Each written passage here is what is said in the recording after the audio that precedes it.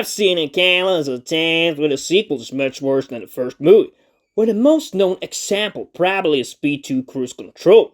But this one from 2002, which is a direct sequel to Sniper 1 from 1993, is also pretty bad when it comes to being a sequel. Actually, so bad that it might be one of the worst sequels ever made in action movie history. This one killed Sniper 2 from 2002, which is a direct follow up to the movie from 1993. Of course, not the same director and just one of the main characters, much like in Speed 2. Of course, you follow a different story, revolved around the main character Beckett, but not the least. The first movie was just so much better in so many ways, because you had a much better mission, and the director managed to create this cool jungle feeling when watching the movie. Not to mention the stylish scenes with Tom Berenger wearing camouflage in the face, but this one just crumbles in quality compared to that movie. Because here, unlike in the first movie, we had a solid chemistry between Tom Berenger and Bill Zane. Here in this movie, you have none of that, where you see a woodbine that can't really act. In the first movie, they had fun on set together. Here it seems like you see a movie that just made for some cheap money, where you neither do not understand why the Sniper franchise has got so many sequels either.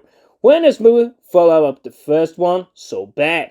You also have got a very bad build up to the mission in this one, where in the first movie you had way more depth and the discussion and heat between the two characters, the story with the rebels and the coolness around it all. We just have the standard target kind of thing in the movie in a big city, where you do the mission early, and then it is all about the escape, which then makes this movie feel like it is finished after 20 minutes, which is never a good thing. Because with the mission happening so early, it is hard to stay invested in the movie. The movie itself feels like a less enticing version of Escape Plan or Extraction, where you just see a cheap action movie that did not really put their heart and soul in making. Because while the first movie seemed like a project where they wanted to do it, this one just feels like a rust movie where they took advantage of a cool project but made it into something awful. Because the Sniper movie series is a cool concept in itself, but not when it is made so bad as in this one. Nevertheless, the movie is still somewhat entertaining with the action scenes and the guy they try to rescue, but they kinda make it into something that feels a bit forced. When Berenger and Woodbine has a deep talk by the ending right before he dies, which was one that came more natural in the first movie, but I guess they did it because he was bound to die in the end. More than most, like I said, the movie lacks the coolness of the first movie, the concept that you are alone in the jungle, and how that affects you. The danger elements of being in a dangerous place, but the movie also lacks the tension the first one had. Because in the first movie you had so much tension in the scenes, like when the elite sniper are chasing the two main characters, when they have to hide in the jungle, or when Billy Zane has to save Tom Berenger. That's just a movie with way more entertaining scenes, and one of the reasons why it is a much better movie.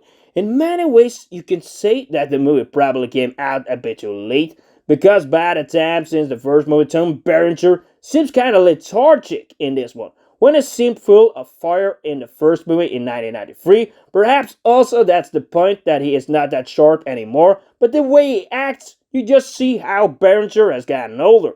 Anyway, he is still the best and coolest character in the movie, where these villains, especially this general and the other Balkan guys, but also the mentioned Woodbine, they are just not that great at acting, and the same can be said about the female informant. In short, this one is just a much weaker movie than the first one, and it shows on so many levels.